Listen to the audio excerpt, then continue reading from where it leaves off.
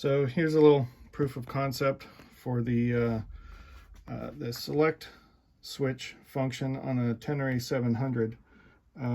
This function does the same one as your down button or your reset.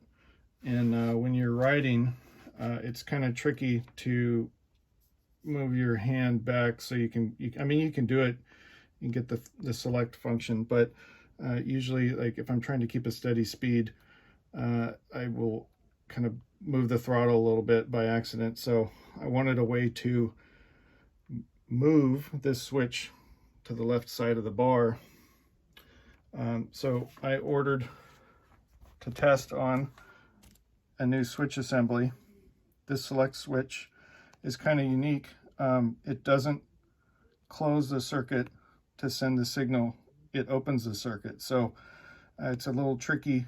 It was trickier finding the switch to use on the left-hand bar because normally closed switches aren't as common as normally open for the style and mount that I wanted. So this switch terminates here in this plug. This is on the right lobe, just underneath the right lobe of the gas tank. And you're looking for the black, white, and green, white wires. Can't remember what the yellow is, but the yellow isn't used in this function. So basically what I made was a pass-through connector with OEM Sumitomo connectors for the black, white, and the yellow. And then I took this green, white and ran it up to a switch and back, up to the normally closed switch and back. So it's basically in line with this green, white wire. And you can use the select switch or the left switch that I mounted here on the left-hand controls. So here's where the switch lives. It's buried behind all of these. There's a reusable zip tie you can undo.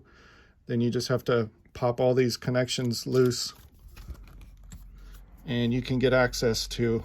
So here's the display side of the connector, and the top of that white one, there is the handlebar side. So basically I just made a little a piece with two OEM connectors in that goes up to the left bar switch. So here you can see the select.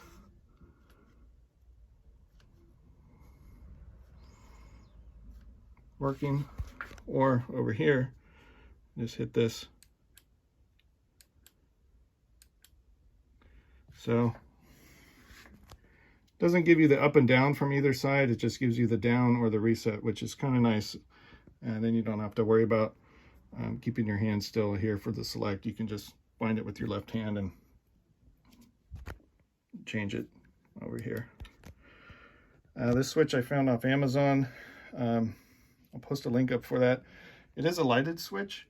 I didn't use the illumination on it because, well, I didn't want to mess with the voltage coming out of the control unit. It's probably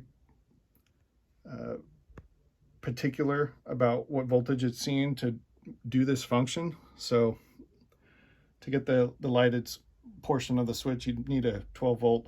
You could do that separately. I just didn't really need it. So switch is nice. It came with this weatherproof cover on the back, about an 18-inch lead. It is 3 wires, and it came with this nice little chrome mount for it that fits right on the bolt there.